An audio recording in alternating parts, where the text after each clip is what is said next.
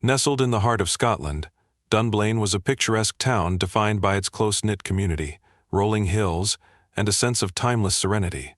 Yet on March 13, 1996, this peaceful facade was forever shattered. That day, a man named Thomas Watt Hamilton carried out an act so horrific that it reverberated far beyond the town's borders, altering the trajectory of countless lives and sparking one of the most profound national reckonings in British history. This is the story of Thomas Watt Hamilton, the man behind the Dunblane Massacre, a calculated rampage that stole the lives of 16 children and their teacher and left an enduring scar on a nation. Thomas Watt Hamilton was born on May 10, 1952, in Glasgow, Scotland, under circumstances that foreshadowed the instability that would define his life. His father abandoned the family before Thomas was born, leaving his mother to struggle with the demands of single parenthood. Her difficulties led her to entrust Thomas to the care of his grandparents, a decision that would profoundly affect his sense of identity and belonging. As a child, Hamilton was described as shy and withdrawn, with few friends. He struggled to connect with his peers and grew up harboring a deep-seated sense of rejection. This isolation followed him into adulthood, shaping his interactions and fueling a growing bitterness toward the world around him. Hamilton developed a peculiar obsession with working with children, believing that he could fulfill a paternal role he felt had been denied to him. In the 1970s, he became a scout leader, initially earning praise for his dedication. However, troubling behavior soon emerged. Parents began voicing concerns about his authoritarian approach, erratic outbursts, and unsettling fixation on the boys in his care. Accusations of inappropriate conduct surfaced, including claims that he took photographs of the boys in compromising situations. The Scout Association dismissed Hamilton in 1974, citing a pattern of behavior that made him unsuitable for the role. This rejection devastated him, igniting a sense of persecution that became the core of his identity. From that point onward, Hamilton's life became a downward spiral of paranoia and resentment. For the next 2 decades, Hamilton lived as a recluse in Stirling, consumed by his grievances. He attempted to establish several boys' clubs, but each endeavor was short-lived, as parents and community members quickly recognized his inappropriate behavior and withdrew their support.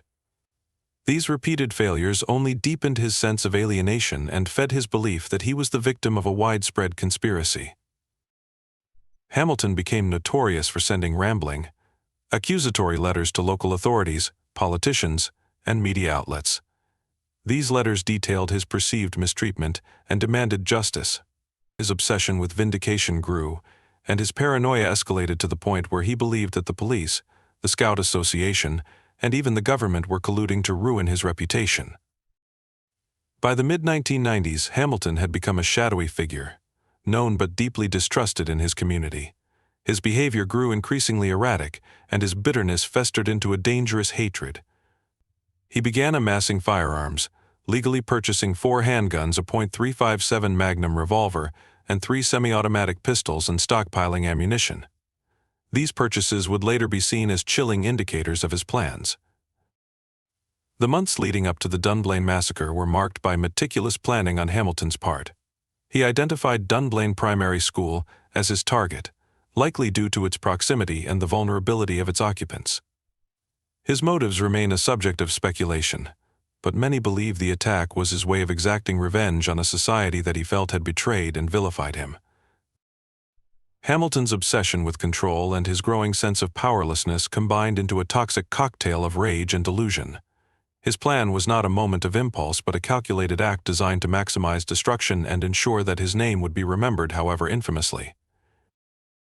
March 13, 1996, began like any other day in Dunblane.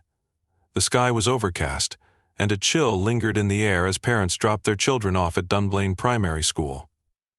The gymnasium buzzed with the energy of 28 young children, aged 5 and 6, as they prepared for their morning physical education lesson under the guidance of their teacher, Gwen Mayer. At 9:30 a.m., Thomas Watt Hamilton arrived on the school grounds. Dressed in dark clothing and armed with 4 handguns and over 700 rounds of ammunition, he entered the building through a side door. The gymnasium was his first and primary target. What unfolded next was a scene of unimaginable horror. Without warning, Hamilton opened fire on the children and their teacher. Chaos erupted as screams filled the air, echoing through the hallways of the school. Gwen Mayer, in a final act of heroism, attempted to shield her students from the onslaught. She paid for her bravery with her life.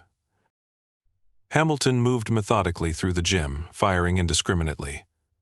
Children who tried to escape were mercilessly gunned down.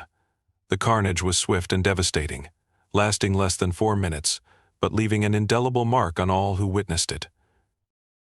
By the time Hamilton turned one of his guns on himself, 16 children and their teacher lay dead. 13 others were injured, many of them critically. The gymnasium, once a place of joy and laughter, had become a scene of devastation and grief. As news of the massacre spread, shockwaves rippled across Scotland and the wider world. Parents rushed to the school, desperate for news of their children. For many, their worst fears were realized. The grief that enveloped Dunblane was overwhelming, a collective mourning that united the nation in sorrow.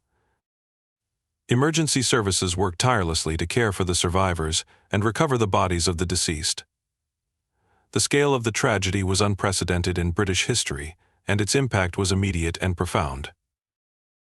In the days following the massacre, the small town of Dunblane became the epicenter of national grief.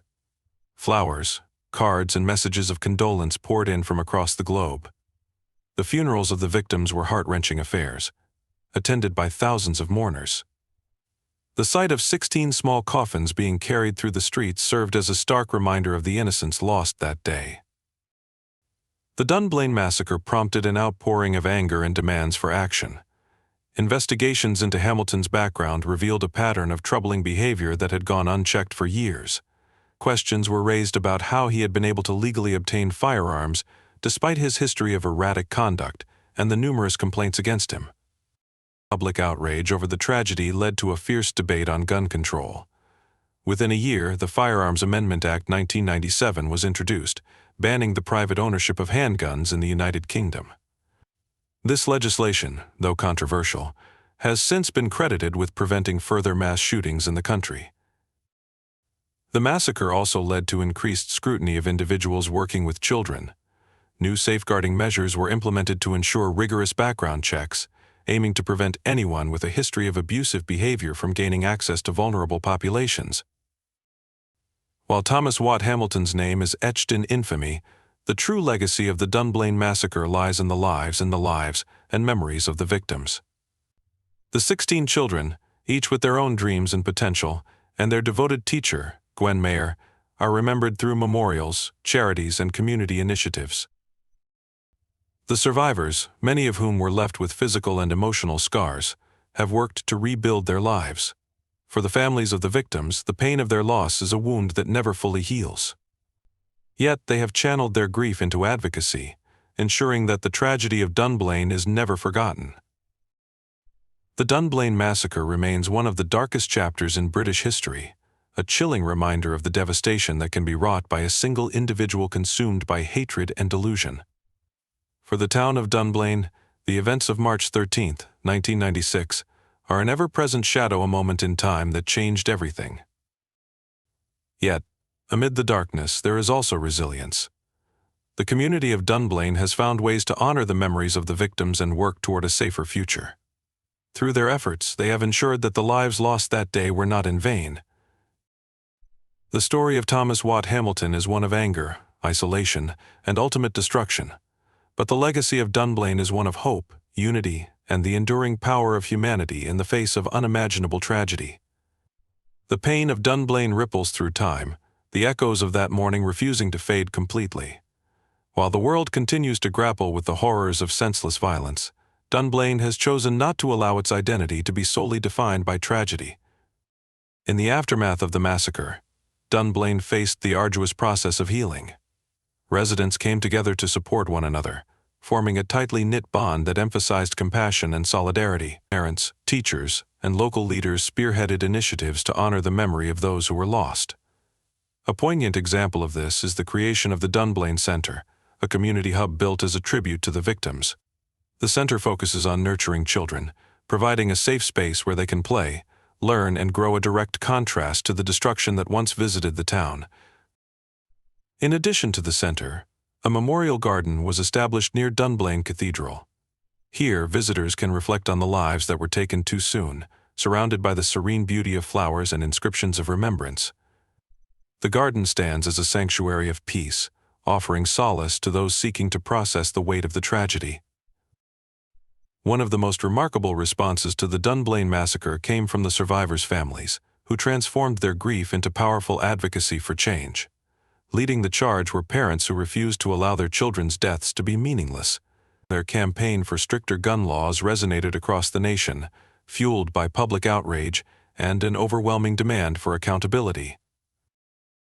The Firearms Amendment Act 1997, introduced shortly after the tragedy, banned the private ownership of handguns in the United Kingdom. This legislation was met with resistance from gun enthusiasts and certain political groups, but the families of Dunblane's victims stood firm, their voices unwavering in the face of opposition.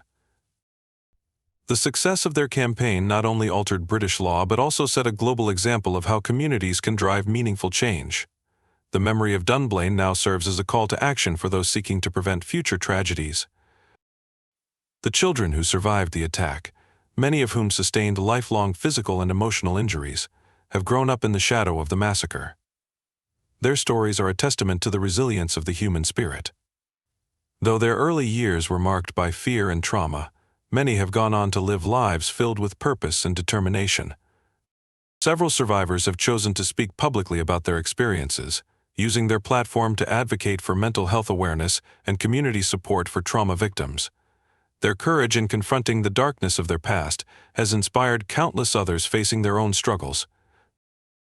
Today, Dunblane remains a town forever marked by the events of March 13, 1996, yet it is not defined by them. The community has found strength in unity, choosing to honor the past while embracing the future. The tragedy has become a part of the town's history, but it has also become a story of hope, a testament to the resilience of a people determined to move forward. Schools across the UK now observe increased security and safeguard protocols, measures that were inspired in part by the events in Dunblane. In this way, the lives lost have had an enduring impact, ensuring that steps are taken to protect future generations. The story of Thomas Watt Hamilton and the Dunblane massacre serves as a chilling reminder of the potential for devastation when rage and delusion go unchecked. It also underscores the importance of vigilance in recognizing and addressing signs of instability before they escalate into tragedy. Hamilton's descent into darkness was not sudden but gradual, a life of isolation and rejection morphing into a deadly obsession. His actions have become a somber case study for psychologists, sociologists, and criminologists seeking to understand the motivations behind mass violence. Even decades after the massacre, the ripples of that day continue to be felt. Dunblane has become a symbol of both loss and resilience, a place where grief has been transformed into action and memory into purpose. The children and their teacher are remembered not only for the lives they lived but also for the profound changes their loss inspired. While the shadow of Thomas Watt Hamilton's actions looms over the town's history, it is the spirit of Dunblane, its determination to heal and create a safer world, that ultimately defines its legacy. Through advocacy, remembrance, and resilience, the community has ensured that the darkest chapter in its history has given rise to enduring light. In the quiet of the memorial garden, as the wind rustles through the flowers and the names of the victims glisten under the sunlight, there is a solemn promise that Dunblane will never forget. And in that promise lies a profound hope that from unimaginable tragedy, a better, safer world can emerge.